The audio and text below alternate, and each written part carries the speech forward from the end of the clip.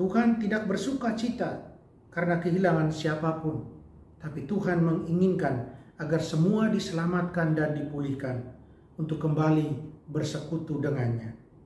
Itulah sebabnya seluruh komunitas surga bersuka cita ketika satu orang berdosa ditemukan dan dipulihkan ke dalam persahabatan.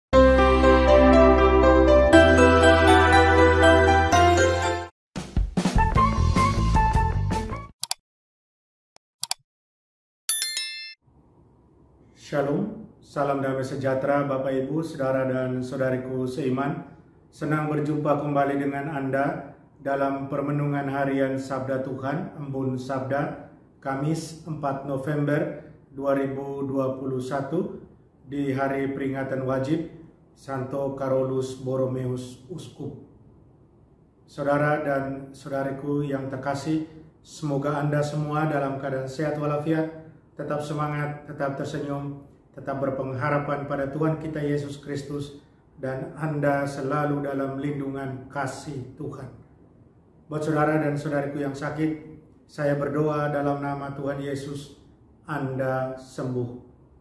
Saudara dan saudariku, hari ini gereja mengajak kita merenungkan bacaan pertama yang diambil dari surat Rasul Paulus kepada jemaat di Roma, bab 14 ayat 7 sampai 12, di mana Rasul Paulus menegaskan kepada jemaatnya di Roma bahwa entah hidup entah mati, mereka tetap milik Tuhan. Kita tetap milik Tuhan. Entah kita hidup entah kita mati, kita milik Tuhan. Karena tidak ada yang bisa memisahkan kita dengan kasih Kristus yang luar biasa buat kita, yang Dia tunjukkan lewat sengsara, wafat, dan kebangkitannya. Bacaan Injil, kita akan dengar Injil Lukas bab 15 ayat 1 sampai 10 yang mengatakan kepada kita bahwa ada sukacita besar di surga karena satu orang berdosa yang bertobat. Saudara dan saudariku yang terkasih dalam Tuhan, saya ajak Anda memfokuskan pada bacaan Injil dengan tema permenungan, nilailah orang dengan kasih. Dengan menilai dengan kasih, dengan belas kasih, akan mendatangkan sukacita. Sukacita bukan hanya untuk orang yang kita nilai, tapi juga untuk diri kita sendiri. Saudara dan saudariku yang terkasih dalam Kristus, apakah kita pernah merasa kesal, merasa jengkel, merasa marah ketika orang lain diperlakukan lebih baik daripada yang kita pikirkan mereka pantas untuk mendapatkannya? Dalam Injil hari ini, para ahli Taurat dan orang-orang Farisi, mereka sangat tersinggung karena Yesus bertemu dengan orang-orang berdosa dan Dia memperlakukan mereka seperti mereka itu adalah teman-temannya sendiri, sahabat-sahabatnya sendiri. Sedangkan buat orang Farisi, buat ahli Taurat, mereka memiliki peraturan yang ketat. Bagaimana mereka harus bergaul dengan orang-orang berdosa, bagaimana mereka harus menjauhkan diri dari orang berdosa, agar orang-orang berdosa itu tidak menimbulkan kekotoran, kenajisan buat ritual mereka. Saudara dan saudariku yang terkasih, apakah kita menilai orang lain dengan kasih atau dengan judgment, atau dengan penghinaan, atau dengan kebaikan, atau dengan penghinaan, dengan kekerasan? Bagaimana kita menilai orang lain? Orang-orang Farisi dalam Injil seperti biasa mereka terkejut ketika mereka melihat Yesus dengan begitu bebasnya bertemu dengan orang-orang berdosa, bahkan Dia pergi ke rumah mereka untuk makan bersama mereka. Satu hal yang tak terbayangkan buat mereka dilakukan oleh seorang yang dikatakan guru. Banyak orang berdosa dan orang yang terpinggirkan, mereka tertarik kepada Yesus. Mereka tertarik untuk mendengarkan Dia berbicara tentang kasih Allah Bapa, berbicara tentang tawaran hidup baru dalam kerajaan Allah. Ketika orang-orang Farisi mulai mempertanyakan motif dan praktik Yesus bergaul dengan orang berdosa dan orang terpinggirkan, Yesus menjawab dengan memberi dua perumpamaan tentang domba yang hilang dan dirham yang hilang. Yesus menantang cara mereka menghakimi orang berdosa dan menghindari kontak dengan orang berdosa. Yesus menantang perilaku hidup mereka yang munafik. Saudara dan saudariku yang terkasih dalam Kristus, apa inti dari cerita Yesus tentang domba yang hilang dan dirham yang hilang? Pada zaman Yesus, para gembala biasanya menghitung domba mereka di penghujung hari untuk memastikan semuanya diperhitungkan, tidak ada yang hilang. Karenanya, ketika ada yang hilang, pasti mereka akan mencarinya.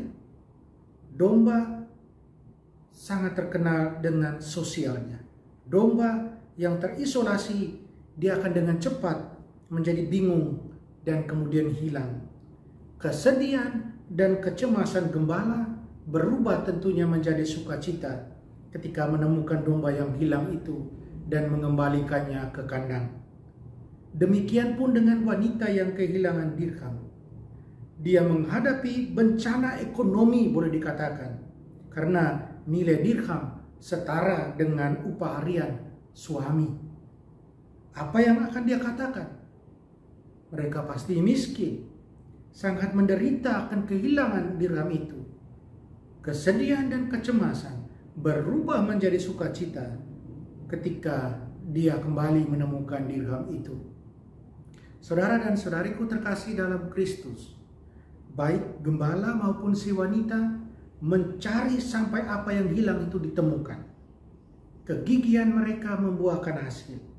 Mereka berdua secara naluriah berbagi kegembiraan mereka dengan seluruh komunitas, dengan tetangga-tetangga. Orang miskin, saudara dan saudariku, sangat pandai berbagi dalam kesedihan dan kegembiraan satu sama lain. Apa yang baru dalam ajaran Yesus adalah desakan bahwa orang berdosa itu harus dicari dan tidak hanya ditangisi. Tuhan tidak bersuka cita karena kehilangan siapapun, tapi Tuhan menginginkan agar semua diselamatkan dan dipulihkan untuk kembali bersekutu dengannya. Itulah sebabnya seluruh komunitas surga bersuka cita ketika satu orang berdosa ditemukan dan dipulihkan ke dalam persahabatan Allah. Para pencari yang terhilang sangat kita butuhkan saat ini. Pertanyaan buat kita, apakah kita terus-menerus berdoa dan mencari orang-orang yang kita kenal yang telah kehilangan jalan mereka kepada Tuhan? Saudara dan saudariku terkasih, mari kita terus mencari yang hilang, agar mereka bisa kembali bersahabat dan bersekutu dengan Allah. Dan mari kita juga terlebih dahulu mendekatkan diri pada Allah, agar kita dengan mudah boleh menemukan orang yang telah jauh dari Allah. Kita buka diri kita, agar kita boleh lebih setia, lebih berkomitmen dalam bersekutu dan bersahabat dengan Allah dalam hidup sebagai murid-murid Tuhan Yesus. Mari kita mohon kekuatan dari Tuhan. Kita berdoa. Tuhan Yesus, biarkan terang-Mu menghalau kegelapan, agar apa yang hilang dapat ditemukan dan dipulihkan. Biarkan terang-Mu bersinar melalui kami, sehingga orang lain dapat melihat cinta dan kebenaran-Mu, dan menemukan harapan dan kedamaian di dalam diri-Mu. Semoga kami tidak pernah meragukan kasih-Mu, atau menerima begitu saja belas kasihan yang telah Engkau tunjukkan kepada kami. Penuhi kami dengan cinta transformasi-Mu, agar kami dapat berbelas kasih seperti Engkau yang penuh belas kasihan. Amin. Mari kita mohon berkat dari Tuhan, Tuhan sertamu, kita sekalian, semua orang yang kita sayangi, kita kasih, segala usaha, rencana, dan kerja kita, dilindungi, dibimbing, dan diberkati Allah yang Maha Kuasa, Bapa dan Putra dan Roh Kudus. Amin.